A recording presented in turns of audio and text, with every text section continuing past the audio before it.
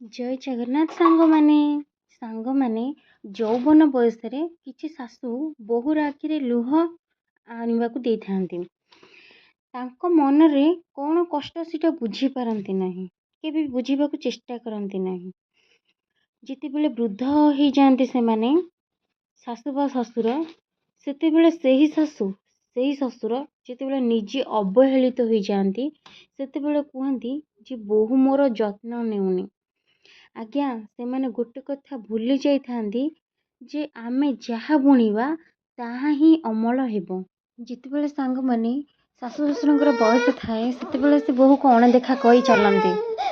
ତାପରେ ସେହି ବୋହୂ ଠାରୁ ସେହି ଶାଶୁ ଶ୍ୱଶୁର କେମିତି ଆଶା କରିଥାନ୍ତି ଯେ ସେ ବୋହୂ ଆମର କରିବ ବୋଲି।